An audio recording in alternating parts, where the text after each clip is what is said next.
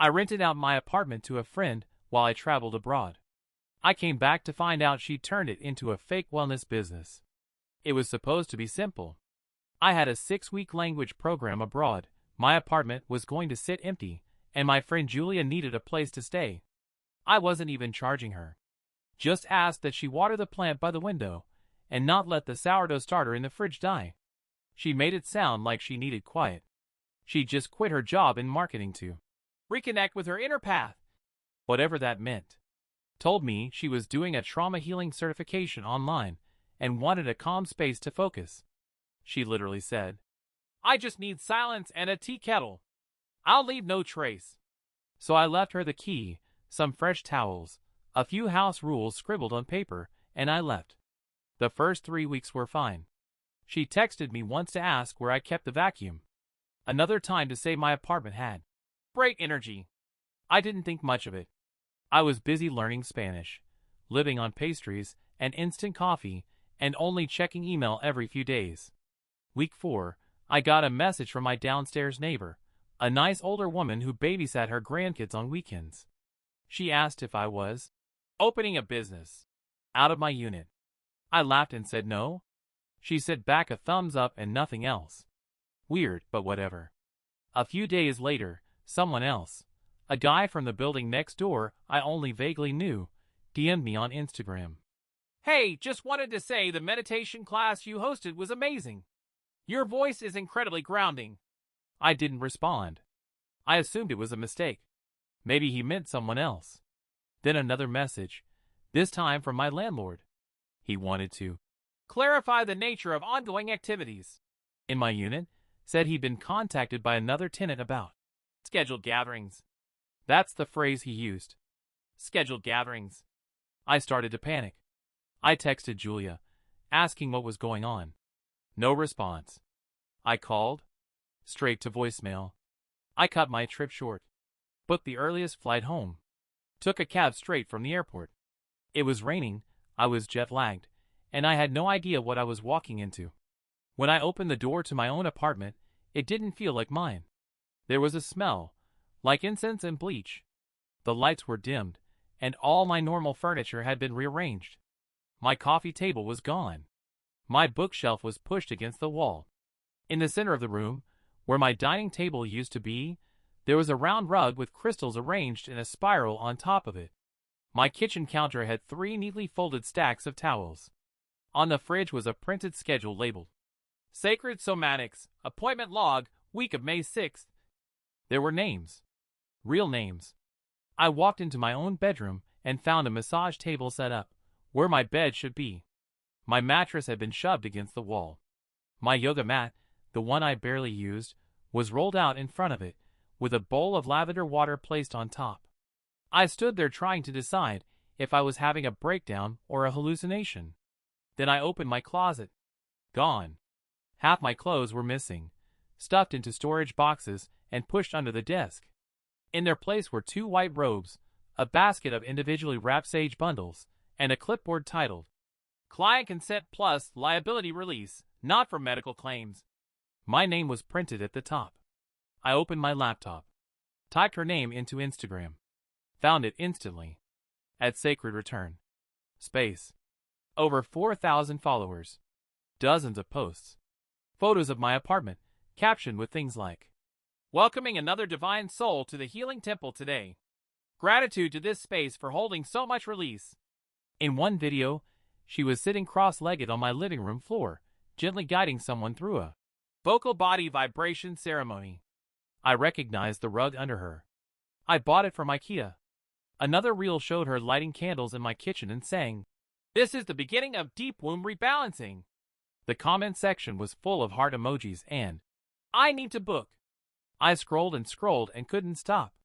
There were clips of people lying on the massage table in my bedroom, covered in blankets, my blankets, as she waved her hands over them, chanting softly. There was a pricing list in her bio.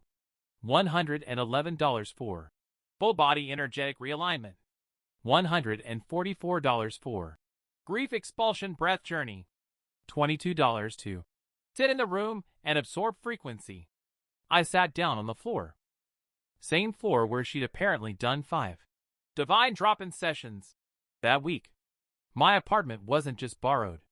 It had been transformed, marketed, branded, and all without a word to me. I didn't sleep that night.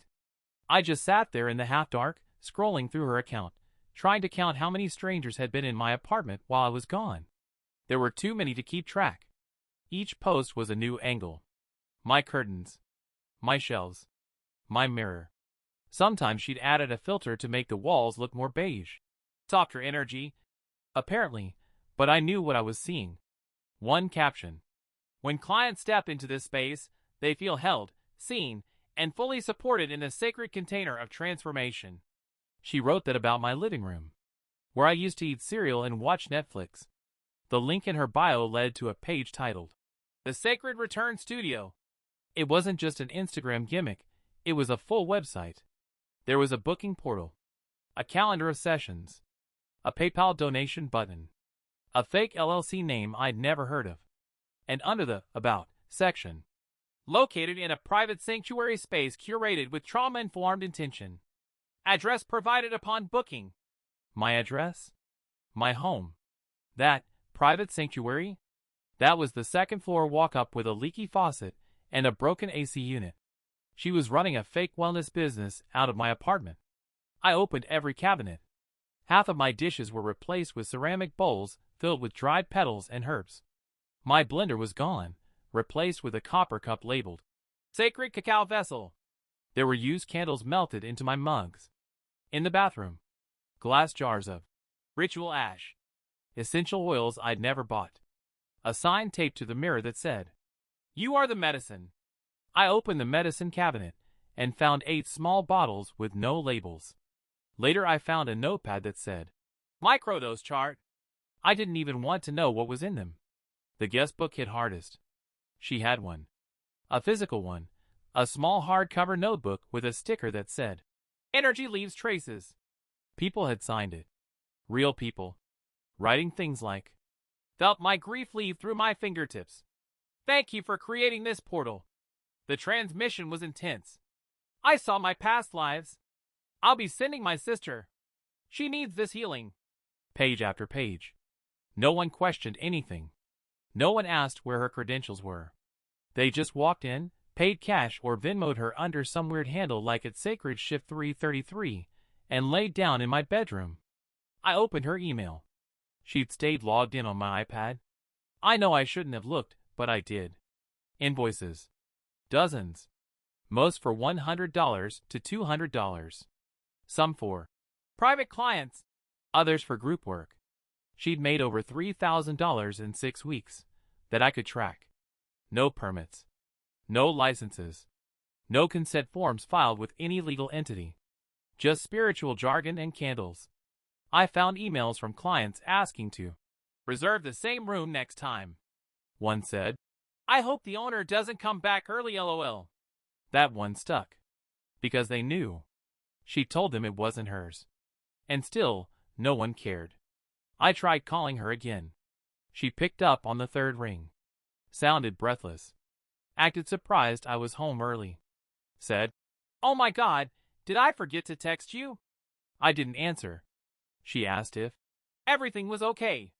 I asked her to come get her things. Said I'd be out for 2 hours, and I wanted the apartment empty when I got back. She said, Totally yes, of course.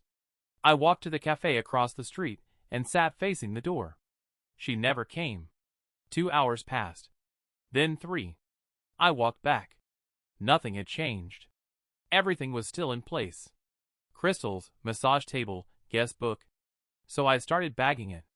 I packed all her stuff, the robes, the herbs, the notebook, the tarot decks, the copper bowls, into trash bags and storage boxes. I didn't throw anything out. Not yet. But I was one step from doing it. She texted me 2 hours later. Sorry, got caught up in a session. Can we talk tomorrow? No. I didn't want to talk tomorrow. I wanted her out of my life yesterday. Then I made copies. Screenshots of the site. Of the payment logs. Of the schedule. Of the posts. Of the comments. Backed them all up to the cloud. Put them in a folder called In Case She Denies. And then I locked the door, turned off my phone, and sat in the middle of my apartment, the one that used to be mine, and just breathed. Because it didn't feel like mine anymore. Not fully. She hadn't just borrowed it. She'd branded it. Turned it into content. Marketed it as sacred. She'd made money off it. Off me. Off my name, address, walls, floor, and bed. And she didn't even have the decency to say sorry. She texted again the next morning. "Can we meet in person? I feel like this has been a misunderstanding." I didn't respond. Because there was no misunderstanding.